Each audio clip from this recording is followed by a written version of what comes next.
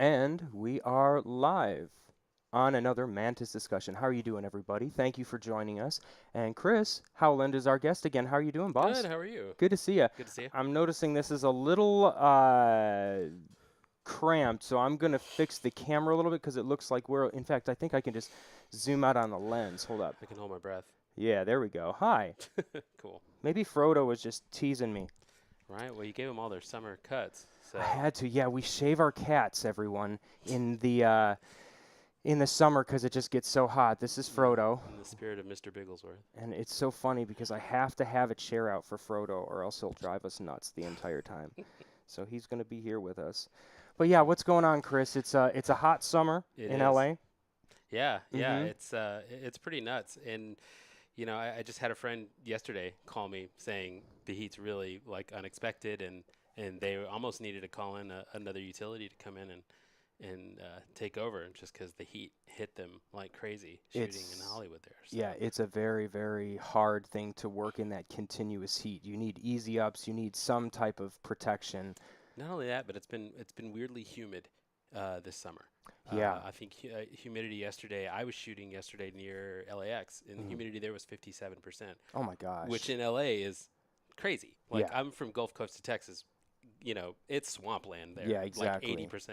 I'm used to that, but this was the worst I'd had it here. It was just amazing. Do you have a pool at home?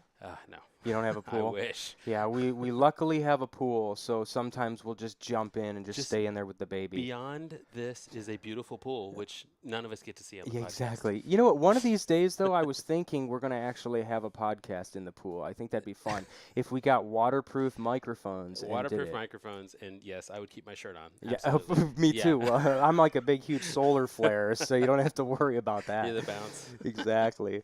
But yeah, so what's going on? Have there been any things going on in the local community? What's coming up? Gosh, well, I guess recently we had I guess since we last talked, we had the 695 dinner cruise, which is a lot of fun. That was super fun. That was cool. That was super fun. Yeah, it was one of those things like, you know, the first time you do an event, you just never know exactly how it's going to go down, but it was really a great time. I don't remember the numbers specifically, but we had a great crowd there. Everybody was very jovial, and we had this really awesome raffle up on the second level of the boat, and that was where the food was, and everybody just hung out, had a great time. Linda Skinner put the raffle together, the execution of it, and so she came up with this thing where you could pay a certain amount of money and you get your height in raffle tickets. Yeah, right. And everybody was just there measuring themselves up, and people were asking me like, "Can we use you as the height?" So I'm like, "All right." If they ask, and people were wondering if Brandon Lulius was going to be there or Dutch. Exactly right. Because they were going to definitely get their money's worth. Yeah, exactly, for sure. But yeah, so it was really cool. She did an amazing job just making that fun and getting people engaged. And I think the local ended up raising about $7,000 for the Motion Picture Television Fund. Wow. It was a fun night. You know what? For anybody that doesn't know what this Motion Picture Television Fund is, because this is more of a student-based thing, tell us about it. From what I know about it, it's a retirement fund, and it's also since we're all freelancers working in film and TV, if we ever hit hard times, we can call them and they help. Usually it's financial. They will just once you get qualified, you tell them what's going on, they'll write you a check to help you pay your rent, to buy groceries, to help make ends meet for whatever amount of time you need it for. But that's what they do, is since most of us are freelancers, we don't have the benefit of a big corporation giving us benefits. So they're there to help bridge that gap. And then they also have a really nice retirement home in the West Valley where, actors, people who work in the industry, if they need a place to retire, that's a really great place to go. Wow. And it's a really good organization. It's definitely worthy of our support because they support us when we need it. That's awesome. Yeah, Well, I'm happy that we were able to do that for them. That's for a heck sure. of a lot of money. Yeah, it was good. It was a Yeah. lot of fun. And I see we did that. And what else did we have? We had the summer mixer, the LA Sound Mixer summer mixer, Right. That which just came was up. I had a job. I wasn't able to come. How was yeah, it? it was fun. It was good. We had it at a different venue this time up in Valley Village. Right. It Right. was Brandon Lulius's aunts and uncle's house. Brandon Lulius, his whole family is a long line of production sound mixers, Yeah. and like his great grandfather worked on the first talkie. Like Wow. it goes back that far. This house was owned by his aunt and uncle. The aunt is actually a longtime sound mixer, and it was really neat walking through the house. You could see pictures of her and her husband. Husband was a camera guy and they worked together on the early seasons of Survivor. Hmm. And you see, there's pictures of them, him on the camera, she's on the bag, and they worked together, and they did a lot of that type of work. They traveled the world together, and the house was just filled with all this stuff that they bought, while they were Wow. out. And so, really cool place, cool story to hear, and we're just really thankful to them for opening up. So you Their crashed this. Did you guys like, hey, we're gonna send you on a cruise. Have a good time. We're gonna clean the floors. Just a small part, 2, 3 people. Right, Right. exactly. No, apparently they were used to having parties there a lot. Okay, that's So awesome. it was old hat for them. Wow. There was nothing we could do to shock them. That's And awesome. but it was really great. And we had a very quick raffle. Location Sound, Wilcox, and True all Hmm. provided gift baskets that we Nice. raffled off, and Location Sound also, Robert Noon came out, brought all the like non-alcoholic drinks, that Oh, kind of nice. stuff, and he hand delivered them that ice and all kinds of stuff. He really helped set us up. So thank you so much, Robert. That's Location awesome. Sound. Awesome. And but really the huge kudos goes to Gene Martin and audio department because they paid for all the food. Nice. And that's like $1,000. I'm sorry, probably shouldn't say the price, but that's like $1,000 to feed all those people. Yeah, it's a lot of money. And he never bats an eye. He's like, this is worth it. It's a great community, and he stepped up and made sure that the food was covered and it was there on time, and I didn't have to worry about that at all. So That's awesome. so really, Gene and the audio department, we owe them a huge thanks. And they take care of us like they're the only shop in town with Saturday hours. So I'm just really thankful to them that they're here. Nice. They add so much to our community and to that party, and specifically. So Yeah. Well, thank you, kudos to Gene. them and to all the retail shops For in the sure. area. Yeah, for everybody sure. came together nicely, and Yeah. the community had a great time. Absolutely. Yeah, for sure. So how many people went to the old place and had to go to the new? I How did many? not hear of a single person. Nobody I did. did I not was hear of a single thinking person. there's going to be a tally of at least 4. That was my guess. Yeah, No? that was the one compliment. The one compliment I received that day that I really cherished was from Jeff Wexler. Jeff Wexler said, "I think it's really you kept everybody very informed, and you did a good job with the venue Nice. change and making sure that everybody knew." And I was Yep. like, "Jeff Wexler just thanked me." That's Okay. That's pretty good. Yes. Nice. Yeah. So, yeah. Awesome. I love chatting with Jeff, and anytime we have events, I mean, he was almost always there. So Yeah. just a really good person to talk to, learn from. I've never had a single conversation from him where I didn't learn something. I want to get him So- on this show, but Oh, yeah. he keeps shying away. So everybody kick him. All right? I want him here He's one of these days. he's a really awesome person to talk to. Yeah, for learn from. sure. Yeah. By the way, everyone, we just want to let you know that this Mantis discussion is sponsored by K-Tech. If you guys don't know about K-Tech, you obviously got to check them out. They have everything, boom poles. They've got actually some new products that I've been working on recently that it's kind of funny. It's kind of in this room, but I'm not going to tell people about it because I think I think I noticed that it might even be somewhat in the shot. But we're just going to pretend that it isn't there. But guys, just check out K-Tech. They've got some great things like the Arrow boom kits and boom pole holders. They've got Yay. so many different accessories that will help you on your day. And one of the things is they're great for the community too. They help us put out and sponsor all of these Mantis discussions, which help me get them moving and going for people. So we love them and give them a shout out. K-Tech, we love you. Yeah, Boom. K-Tech is actually, we're partnering up with them on our next event, which is going to be the Utility Sound Seminar. Yeah, tell us about that. Utility sound technicians. We uh, you know, trying to figure out how to format this thing and how to make it to where the most people get the maximum amount of benefit. This one has been a bit of a challenge. I was kind of spoiled with the boom operator seminar, which Yeah. K-Tech came in and sponsored that as well. Yeah. Um, I was spoiled on that one, and I didn't know this until later. But it's a very rare to have somebody like Ken Strain, who is so knowledgeable at what he does, Yeah. but he has no problems with walking in front of an audience of 130 people and Yeah. talking for 90 minutes. Yep, for sure. Most people would just tune out, be boring. He handled it like a champ, Yep. and he kept everybody engaged. He made people laugh, and he just had no problems carrying the whole thing on his back. Yeah, for And sure. as I'm putting together this utility sound seminar, it is it's rare. It's glaring how much of a talent he was. Hmm. So we're just trying to find. We have we had a meeting, a planning meeting at my house. Were you Right. there? You were Yeah, there. I was there. You were there. Yep. And so we were going over basic points like what we should cover. It Yep. seems like it's going to be a panel discussion to Yeah. start with.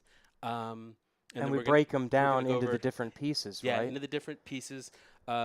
The idea is finding the balance between the panel discussion, back and forth between the panel members, and selective audience engagement, because Yeah. we want people to be able to ask questions and ask for clarifications Yep. without dragging it too Yeah, long. you don't want it to just break off of the beaten path Yeah. where we can't get the bulk of it down, because Mhm. I think that a lot of people don't understand when we do these meetings, there's when did we have that pre-production meeting? At least 3 months ago. Yeah, it was a while back. Yeah, and we've been Pre-summer. talking back and forth about this a few times Mhm. since. There's a lot that goes into this. It's not just like, hey, everybody, let's just put an event out and show up and see what happens and then just shoot the shit. Yeah.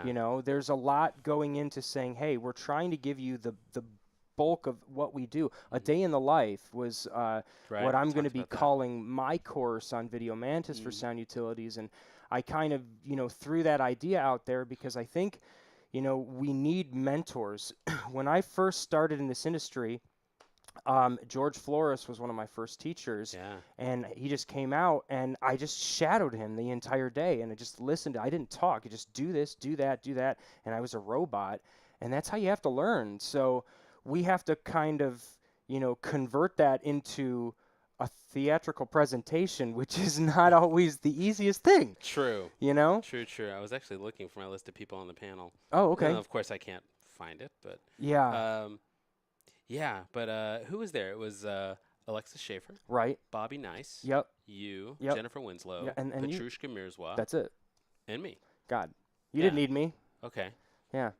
I It's was just amazing. this guy. I When was this person. You were I taking was like, notes. slow down, That's- everybody. That's right. I got stressed. I'm like, everybody, wait. You were doing your Lawrence Abrams recording secretary impersonation, Exactly. where he's like, "Slow down." Yep. Typing. Slow down. Who's I the need to second? record Okay. this. Who's the who made the motion? Okay. Yep.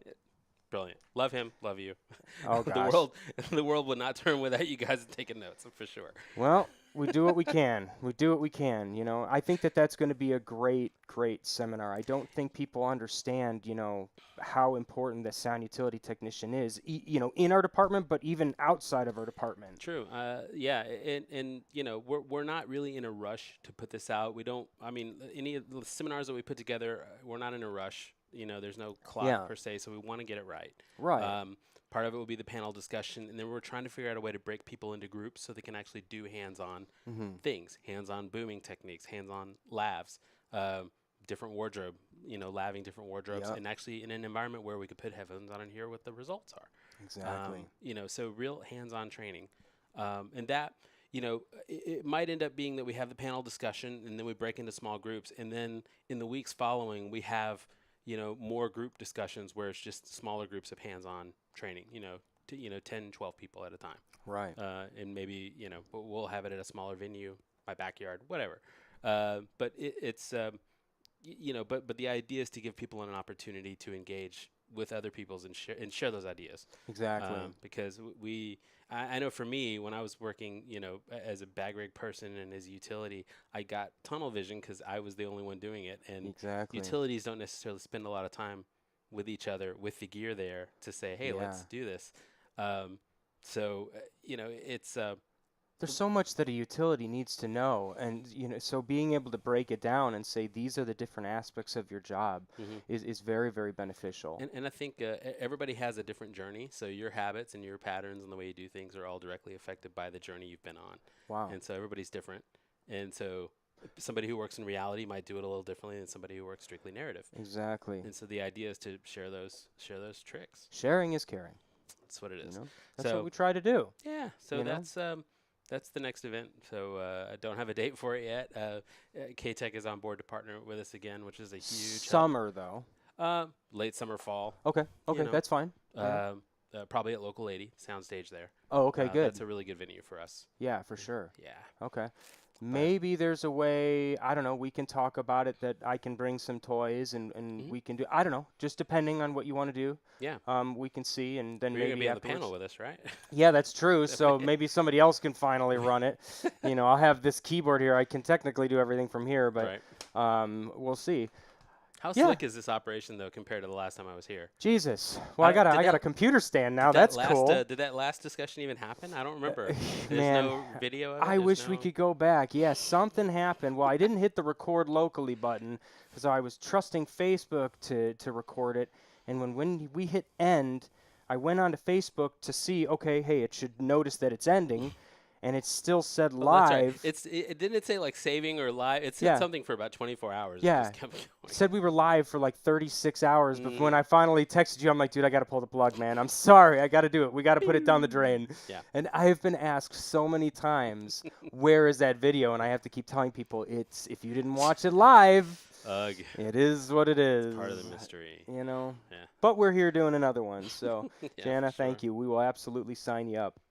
Guys, we're here with another Mantis discussion with Chris Howland, just talking about, different seminars and events that are showing up, trying to beat the heat.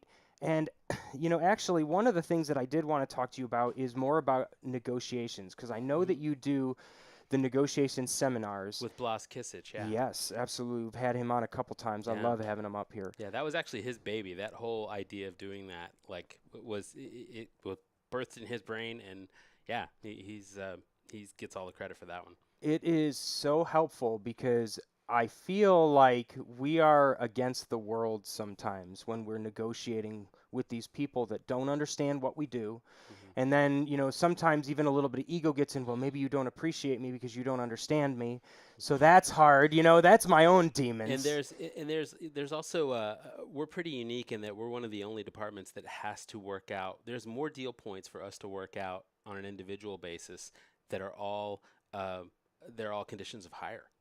Yeah. We don't get the job if we can't negotiate the rental rate, if we can't negotiate expendables, if we can't negotiate, people in other departments, they don't have to worry about that. They're already renting from a rental house. It's just a matter of telling production what they need and then, asking, the DP or the gaffer, is this really what you need? Yes, this is what we need. And then they get it. Like, that's not a condition of hire because they're there to work regardless. And, so that responsibility of getting all those things approved is spread out. Right.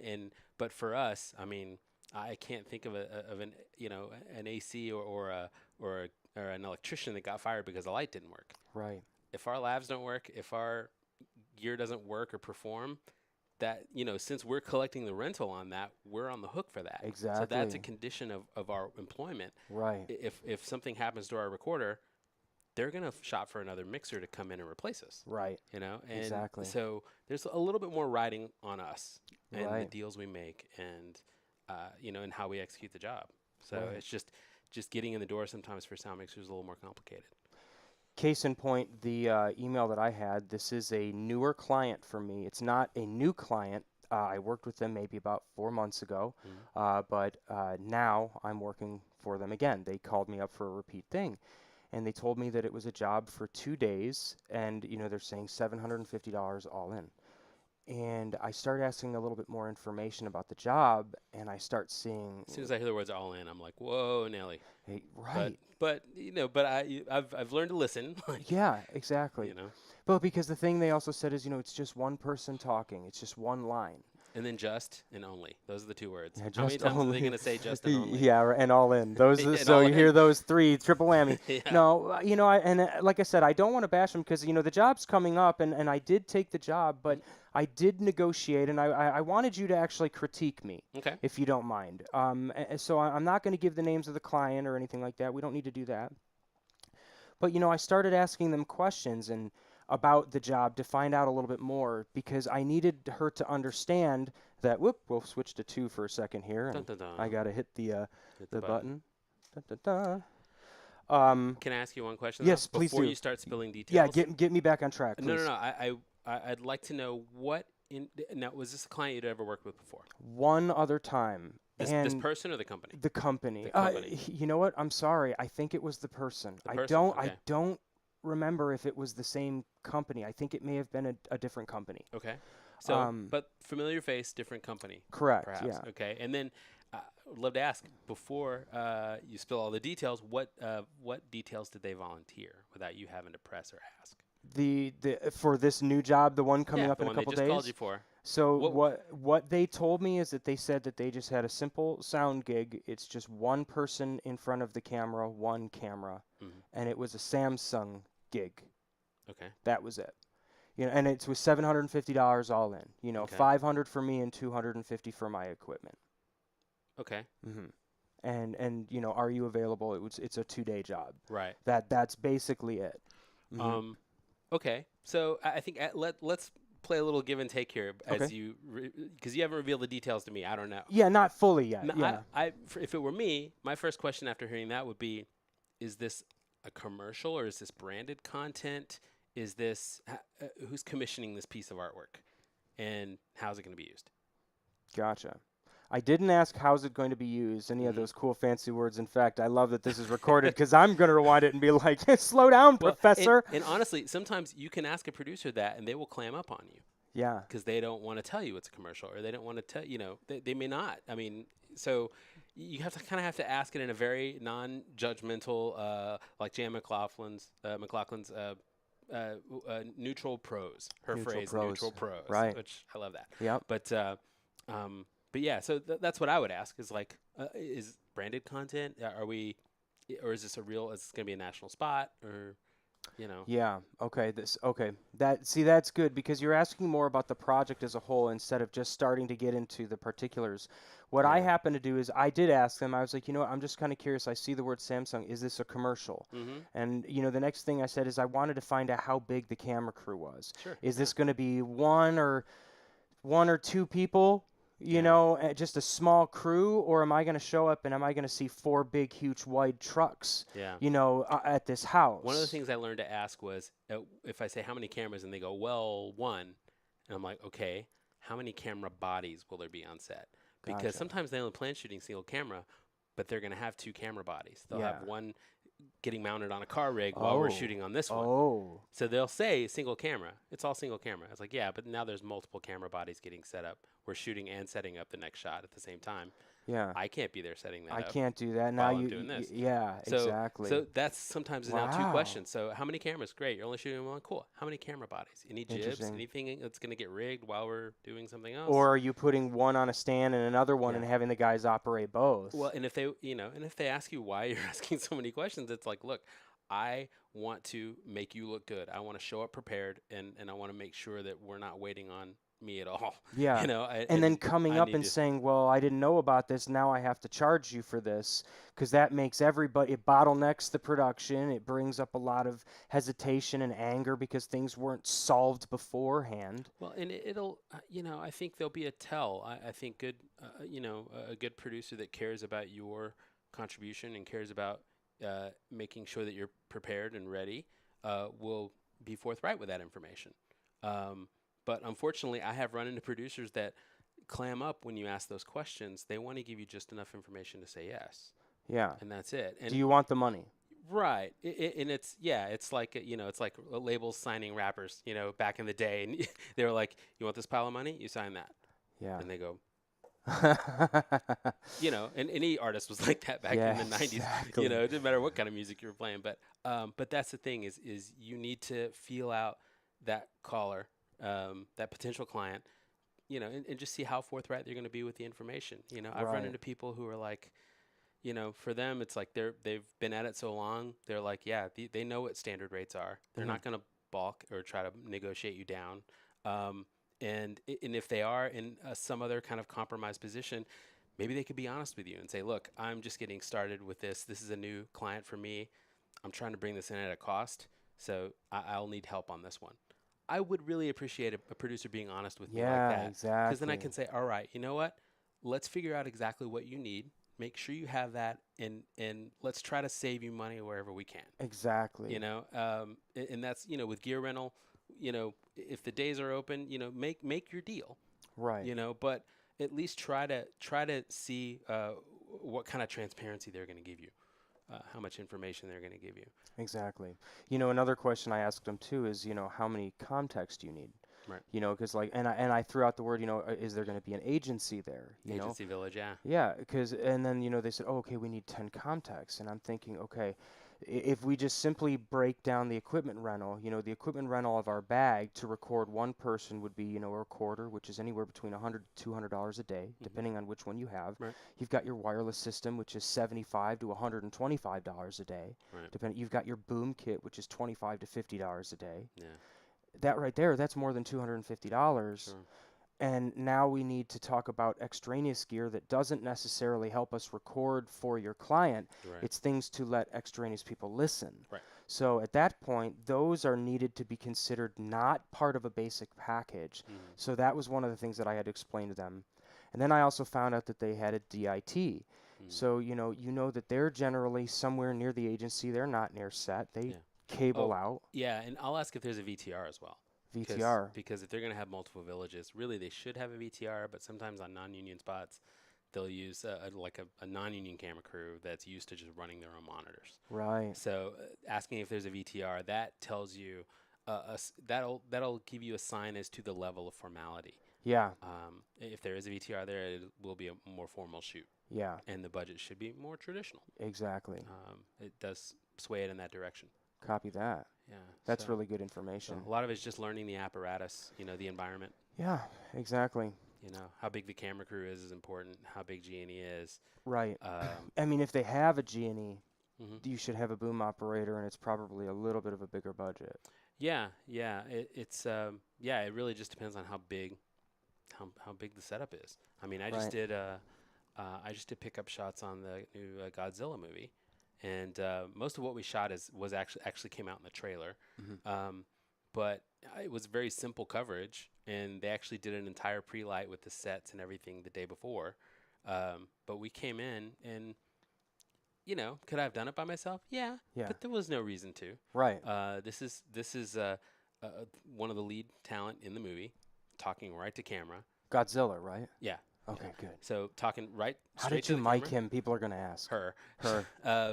No, it's just It's a her. I never knew that. I'm so. yeah, Really? yeah. Well, I guess there's. Never mind. We're not going to get into anatomy. I Sorry. haven't read the whole script, so Yeah. so I don't, but I do know this person was very high up on the call sheet. Yeah. And she was great, but yeah, it was just her talking, talking straight to camera and doing her performance, but ding, got a message. Hmm. But Did they force you to put it out in of a delay? no, That horrible Godzilla joke. no, thank you. Godzilla. That's bad. Sorry. No, but it was, but I had a really awesome boom up there. Lindsay Vickers Nice. came in, and Oh, okay, good. yeah, she's really great, and she did a really amazing job. So, but there was no reason to not have a boom up there for that. You have a talent that's high up on the call sheet, talking straight to camera. It's coverage. Hmm. It's on a stage. You have a huge crew there, making sure that it's perfect, and then it matches the previous stuff. So that's they gave me a boom up with no problems.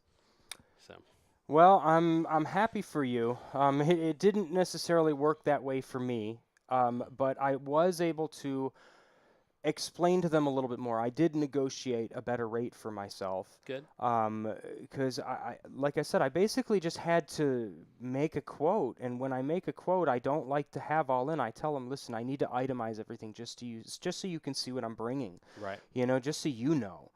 And as soon as I started doing, and I have QuickBooks, so I can use like little subtotal lines. So Mm-hmm. I started by doing my rate and the boom operator's rate subtotal, so it did it that way. And Mm-hmm. then I did, a basic kit, but it shows, the recorder, the wireless, the Right. boom, everything laid out, and then it's this much. And then I said, okay, well, they're going to ask me for audio and time code on the camera, so that means I need a transmitter and a receiver for that, and then they're Mm-hmm. also going to ask for a slate, So I had all of those things ready, in another bracket, and Yeah. then what was the next thing that I had to map out for them? The DIT. He's going to have a wireless system since you want. I didn't know if. Instead of feed to the tip. Yeah, exactly. Huh. Like if I'm going to be there, I need to feed the DIT. If not, I need to have a wireless system quoted out so I can at least be mobile. Was the DIT recording? He likes to record. Video. Yeah, Interesting. yeah. That's On the last job I did, that's what happened. that was a non-union job. Mhm. Okay. Mhm. That's it's a strange one. That wouldn't happen on a union set. Yeah. Yeah, that's technology. That's the thing. Is technology is marching forward, and it's kind of blurring the lines with What you're where supposed to do. yeah, and- on a union set where 695, their world ends and 600 begins. So Mhm. yeah, that's interesting to hear. Yeah. So it's funny how when I first started working on indie sets exclusively, like 2005, 2006, I was so used to seeing the camera department set up monitors for Video Village and do all that stuff. And it wasn't until I actually started working in union features where I realized, oh, VTR is supposed to do that. Mhm. And it seemed like even the producers I was working for had that learning curve because they had never heard of a VTR, and why do they need one? And I'm like, This because, does it. Why can't I just use that? and not only that, the other side of that coin was the same producer on a side going, why is the camera department bitching about setting up monitors? Yeah, I'm like, because exactly. camera doesn't do that. Yeah, they deal Really? with They've always camera. done it. And I'm like, no, like No, camera department that's savvy and works union shows, they don't set up monitors. no, That's they don't. VTR. They have enough to worry about with camera Yep, and all the stuff. So, yep. Yeah, there's just so much to so do. monitor is a whole different story. Wow. There's a learning curve, I think, for them. I had a very dear friend of mine who's a producer who just, um, they were a little annoyed. They were like, why don't I know this? And why doesn't like the PGA or somebody have some kind of course or some kind of like somebody's got to teach this stuff. Yeah, Like exactly. if you're gonna produce and go from non-union indie world into doing union stuff under union contracts, the contract's huge. It's complicated, Yeah, and there's a lot of different moving parts to it when you're on a show. So, learning that stuff on one show while you're on the job, that's hard. yeah. So, and I don't, that's why I didn't take anything personally, but sometimes you do, I found myself in the position where I'm having to educate, and honestly, I would only do that with producers that I'm friends with. If I'm on a job, I'm on a job, I'm there to work, Right. but I do have my friends in all parts of the set that we've come up together the last 13 years. So we look out for each other. That's what you got to do. To, try to do it in a very loving, nurturing way, neutral pros. Jan That's McLaughlin, true. Neutral pros. It's such a hard thing to do. Yeah. It's so hard for me to do that. I suck at that. I'm like horrible pros. People are saying stuff. Yeah, what are they saying? David Cook likes my haircut. Oh, there you go. Man, I'm rude. Sweet. I don't even like point that stuff out. It looks very nice, Chris. Thank Looks you. very It's nice. late for a Yeah. summer cut. But you yeah. gotta hack it off in LA for summer. It's crazy. Hey, Doug Robertson's watching. Houston, Texas, in the house. So what can you say about what about kit rentals and these competitive bids? Do you know anything about those? I've had to deal with them a few times. Yeah? And it's strange. It came out of left field on certain shows where a producer's asking me to go get competitive bids against my own gear, and I was like, this doesn't really make sense. But since that was another thing that was a condition of hire, Yeah. so I just do it, and I didn't think about it, and I got it done. So I cost a couple of friends and businesses, friends that I know work at rental houses, and I'm like, can you help me out with a competitive bid? They're like, yeah, fine. One thing that should be noted is that the reason they do that, it's because that is a mechanism put in place by the studios to keep the producers from spending too much money on renting gear. They want the producers to get a good deal or a competitive deal.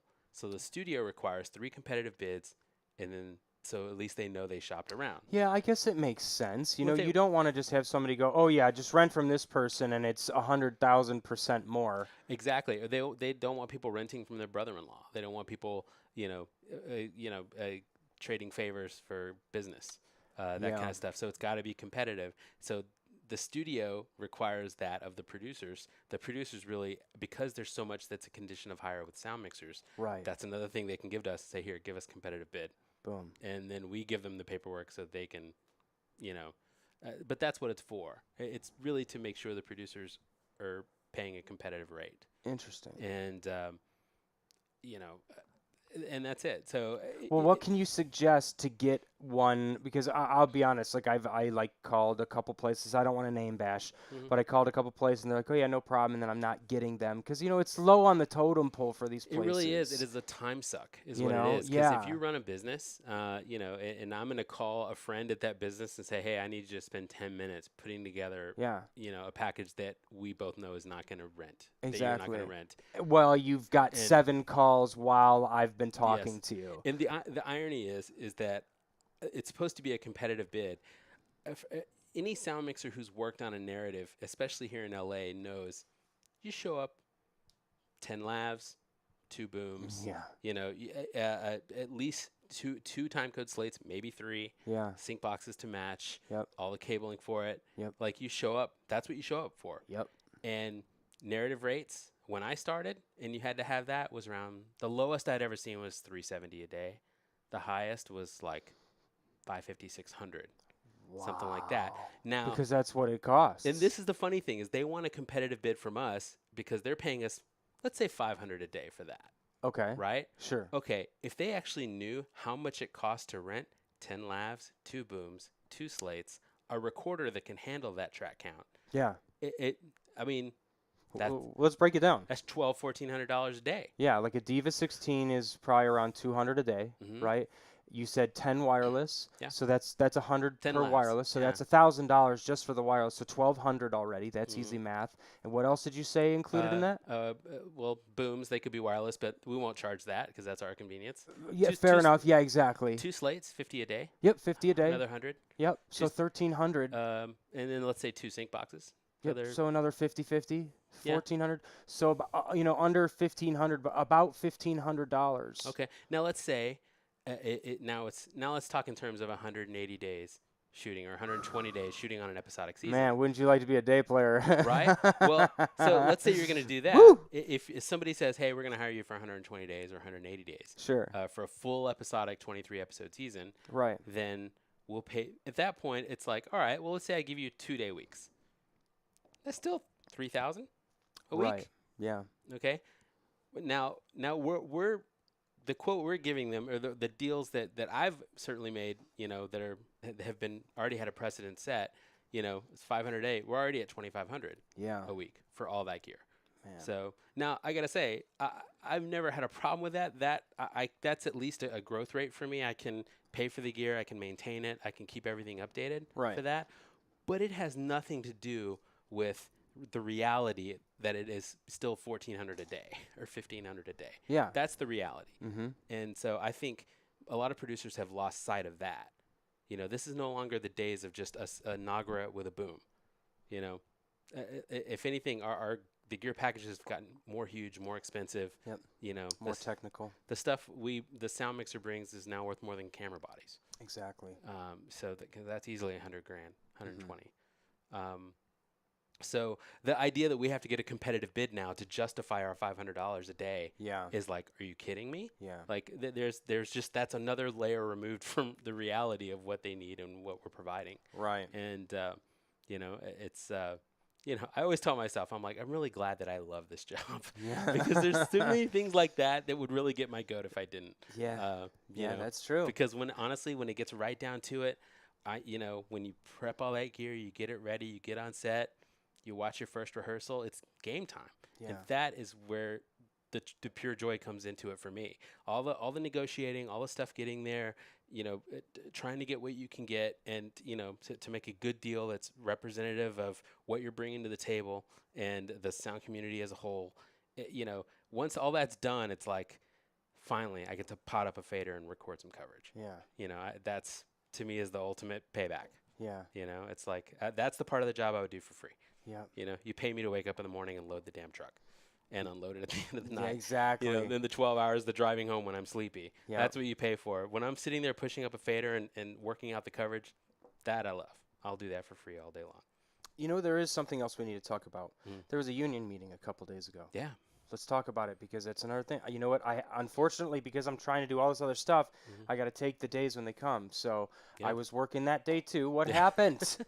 I just got to fill me in, guy. It was a good meeting. A big chunk of the conversation was about the contract negotiations, which are Right. starting up again. Yeah, a lot of people are getting squirrely online. Talk to me. It's honestly, I don't want to get into specifics. I don't know. I mean, I think if you really want to know, you go to Scott or you go to Lawrence or even Joe at the local. Go to the Horse's Mouth and talk to them. I think the overall sense was that Scott, who's been in the room for these negotiations, I think he feels like there's a pathway through. Yeah. I think he feels like there's a deal to be had. So I take him at face value. Yeah. It's I know the tone of the negotiations is floating a little differently with other locals, and I don't know why that is, but I do know that now having gone through a few of these negotiations and actually having been I was a part of one with IATSE earlier this year. I've seen the process a little bit. Yeah. It's very much a procedurally run operation where it's it's set up a certain way. People speak at certain times, and it's very structured. So I do know that that the information that disseminates to the various locals, has its own color, and then those members will take in that information and then they banter it around themselves. Yeah. Then it takes on a different life of their own. It's just the rumor game. Yeah. So I don't want to feed into that. So I always tell people, that really call Scott, call the local directly, get your questions answered directly from them. Yeah. How do you help the union if you can't show up to these meetings? How can you help to make sure that your voice is heard? Like, let's say it one more time. You engage in the process. If you can't show up to meetings, you honestly volunteering for committee work is huge. There's a lot of things that we would like to do, but it takes bodies and willing people to do them. We're lucky in the social media and events committee. I think we have 8 people on the committee that are all just, they're Gung-ho. there with their ideas. They've shown up at my house for meetings. We've planned things. Yeah. And they're giving their own time outside of, even people that are very busy, like Devendra Cleary, will drive all the way from the west side to Burbank to sit there with his laptop and say, let's talk about ideas. Yeah. And that's what it takes. It's, I know a lot of people are busy. Some people live far away, but it, just engaging yourself in the conversation and finding out, you want to. I would say you can call Scott anytime. He's had such an open door policy when it comes to the membership. It's been a breath of fresh air in that office. Yeah. I got to tell you. Yeah. And with Joe Aritas there full time, he is one of the most knowledgeable people when it comes to the contract. And nobody knows it as good as he does. And he's second generation IATSE. His father worked for a long time in IATSE. His brother works at the West Coast office. Do you think he would come in here for a Mantis discussion where we could understand more about what is a union member? Right. When I saw I got a pin, what the hell does it mean? You know what? Lawrence Abrams does a really awesome a course where people can get acquainted with the union. Oh, nice. And figure out what it's about. Okay. He gives it at the local on semi-regular basis. That's cool. And it's really awesome. It's eye-opening. And he does a really great job of explaining the history of labor unions and why it pertains to us in our world and how it benefits us and how the things that labor has fought for over the last few generations have trickled down into other forms of work where there's no labor union. People work an 8-hour day because the union fought for that a long time ago. And so even if you're not in a union, it's still kind of known. You work 8 hours. That's when overtime kicks in, and that's because that was set a long time ago. And so even though our union is a private sector union, but I think it's very much needed because filmmaking is the only job I know of where we're only fighting to work 12 hours a day. And then there's it just baffles me when we talk Yeah. about there's actual contract provisions that are governing how much time we can be away from work. Tell me another job where that's, you know, Yeah. where you do that. Pilots maybe. Like pilots, they have to rest a That certain sounds amount like before that they fly again. bad guy in The Walking Dead that pulls people back in and beats them to death. Right? What the heck? Well, that's what a production will do to you. Crazy. It's the production is, we all want to show up there and get the job done, but at some point we become a routed boxer, and somebody's gotta look out for us, Yeah. because we're freelancers. We need to get the job done. That's what we're there to do, and that's what our focus is on. So we're not necessarily looking out like it might be hour 14 or 15, and Yeah. we can't be the first one to quit. Like Yeah.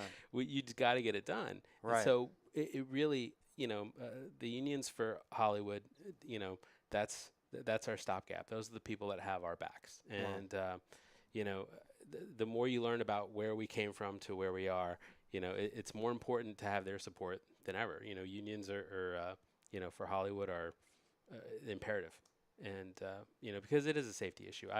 I myself have driven my car off the road. I fell asleep on the way home at 4:30 in the morning, Yeah. a block from my house, Jesus. and You think know, you're safe, and then you wake up. Yeah. it was a long night. Yeah, It I was don't a think long I've night. ever had anything like that, but I have been driving and being like, I don't remember the last minute. Like I don't know. So Yeah, no, it happened to me. That was a big wake up call for me. I learned a lot about my threshold, and I'm really happy now that Lyft exists because yeah, I've used it before. yeah. And If you're working on a production and it's past 14 hours, like when I worked on Lie to Me and all these other bigger union shows, mhm, they would come out and they would be like, it's 14 hours, turn the camera off, I don't care, that's mhm, a wrap. Everybody go home. If you're too tired to go home, get a hotel, give me the bill tomorrow, do not drive home. And right, like they would shout it to everybody and it would be like, whoa, it'd be startling, but it's like, wake up, go home, go yeah, wake up so you can get home. And if you can't, you need to go to bed at the nearest hotel. yeah, So I used it one time, but then I learned the valuable lesson of you need to make sure you have a spare set of clothes in your car right, so you're not the stinky guy the next day. I had to right, go to a Walmart just to get all the other clothes, so I wasn't that guy. right. No, Crazy. it's funny. Doug Robertson just posted here Mm. cameras. He says cameras. Local 600 went national. They're a guild now, and Yep. has 695 ever considered nationalization? I honestly would love that. Yeah. I don't. It would probably cease to be 695 at that point because there's so many other mechanics locals that cover sound. But I think that would elevate the status of sound and VTR and video assist as a bigger part of the process. And then that would also free up our members, around the country to work around the country. There's, I have camera friends in 600 that are shooting in Chicago and they're Yep. shooting in New York and they're shooting in different places and they have no problems doing that. And I have, a friend that's a very talented boom operator who's been waiting for years for 52 to open so he can actually work in the state where he has a house and Yeah. he's from. You're right. That's upsetting. Somebody with his experience level should be Yeah, able well, to it work in his is. home It state. is kind of funny how productions can be produced in a state but working in another, just so the different rules happen. And it would be nice to have a clean slate and just be like, no, wherever you go, it's 695. That would be Mhm. such a beautiful thing. Yeah, or even I'm not even married to that number, Yeah, but I whatever. think, Pick a number. I think for a lot of us around the country, the work is in narrative, especially in reality, and things are the same. So we could certainly come to an agreement on deal terms and that stuff, and I know there would be a ripple effect. And so I'm getting outside of what I know about, but I know Yeah, that other areas have an ASA, Area Standards Agreement, where the rates are different than what they are in Hollywood. So there would have to be some common ground there found. So that if you were to go national, that might mean that rates for us who are used to Hollywood rates might come down a little bit. The ASA rates might come up a little bit. yeah, So that's part of the compromise of having that flexibility. So yeah, it's how much do you want it? I think people certainly outside of LA would benefit Yeah, monetarily. for sure. People in LA would pay a price for it, Hmm. but that would come back to us in the ability to work in other markets. For sure. Um, Yeah, it'd so be less of an issue. Oh, we can't bring a sound guy. yeah, It would just be a little bit more understood. yeah, yeah. Well, to me, it's I don't like not being able to travel with a sound utility. Yeah. Because that, to me, to leave LA and not be able to bring your utility Yeah, with you've you, got somebody who's worked for you for 6 months on a job, knows your cart and your ability in and out. or years. Yeah, or You years, sometimes you exactly. have yeah, Same guy for whatever. yeah. As a mixer friend of mine that's going to Hawaii now to work on a show, and he's been working with Steve this. Weiss? Yes, Yeah. yeah, yeah. Yep. He's Magnum PI. I had him in here a yeah. couple weeks ago. He's been working. He's been working with the same utility for 12, 13 years. Yeah. Long time. Yeah, exactly. So, and this is like one of the first times he hasn't been able to work with him. Yep. So I would be shocked, Yeah, that's hard. and especially, when, I guess it's one thing to start a new show because it is a new show and a new crew. But if let's say you're working on a feature that's shooting 3 months here and then another few months out of town, why in the middle of a shoot would you want to take out the utility? The utility is the person who is very intimate with talent Yeah. because they have to lab them. Exactly. They know what, Yep. how to keep them Everything, comfortable. all their all that the perks and Yeah, whatever. I gotta say, and I think it comes down to it's just somebody looking at a ledger or somebody looking at a big crew list and saying, okay, every department loses Somebody. a person. Exactly. Yeah, they lose 10% Yep. or whatever, and for us that's worse because that's 30% of our crew. Exactly. And that's just happens to be the third The position. most pivotal. And it's I'd rather have a utility sometimes than a boom. I've heard that too. I've heard that too. But you know what? But I believe that he was a little bit different. Is he bringing his boom operator? I can't remember. I believe he is. Yeah. Yeah, but he just said he needed somebody on a show that's going to be that hard. Yeah, actually, he's working. Vincent Shelley's working with him. Mm-hmm. And, Right. And yeah, so it's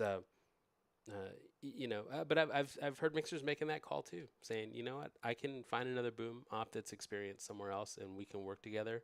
But that utility is intimate with my cast. Yeah. I can't lose that person. Yeah. And it's a completely understandable decision. Yep. So it's tough. I think every mixer's got to make that decision for themselves. But I'm just flabbergasted that they had to do that. Yeah. I remember my internship movie with Mark Ilano. That was the very first sound crew that I got to see work from tip to toe every day on a show, and we did 2.5, 3 weeks here in LA. It was Adam Blance was the utility, Tom Hardig was the boom op, Yep. and Mark was the mixer. And they were such a good team, and they could finish each other's sentences. They knew how to deal with read the set, read the crew, read the situation, and be in the right place with the right gear. Yeah. And then the idea of having to just kind of undo that. And when we left town to New Orleans for 2.5 months, we used a local third there who ended up being really good. Mm-hmm. But it was just that time of having to reacclimate. Yeah. Exactly. With such a high level cast there too. So we were lucky. I mean, they landed on their feet for all intents and purposes. But yeah. But it's hard. It's hard to adjust. It is. It was a weird thing, and I know Mark worked like hell to try and keep Adam on, just because that's it's what he wanted to do and what he felt was right. Mm-hmm. But we were served very well in New Orleans by Chris Tiffany. He showed up and really. Oh, nice. Okay, yeah, good. He was the local hire there at the time, and he was funny. Like it feels like we were all younger back then. Yeah. But yeah, he was a really good cat. He knew his stuff, and for me as an intern fourth, it was nice for me to see another utility engage the crew. Yeah. Figure things out, do the job, and to be able to take that outsider's perspective and still handle the job, not get in the way, but still be helpful. Mm-hmm. Yeah, because that was part of my learning curve. Was okay. I've seen somebody like Adam who's well dug in and understood how to do the job and knew where the gear was and everything. Now I get to watch somebody come in cold and figure this out. And because the crew was mid-stride. I mean, they showed up to New Orleans and they hit the ground running. Yeah. And yeah. So, and they had, same G&E crew, same camera crew. Everybody pretty much had the same people, but us, we lost a third of our crew. So, right. I was like the worthless intern sitting around just I would help every now and then. But that was a beautiful thing about that was I wasn't obligated to do anything other than learn and step in and help when I was needed. Hmm. So I would help. The video assist was Ian Kelly, and I would help him whenever he needed help moving around. And then I would go and help Mark. I would scout out the next set, where we're going to be. I would suggest landing spots to the utility and that kind of stuff. Or listen, like, well, if I could find out where Video Village was landing, that was like golden information. Yeah, So exactly. so that was a good thing about having me as a free set of ears running around listening. So when it came time to dismantle this set and go to the next one, I could be like, Village is going to be there, Your job is just so we can listen. be there. Yeah, Just listen. listen and relay. You were just a spy.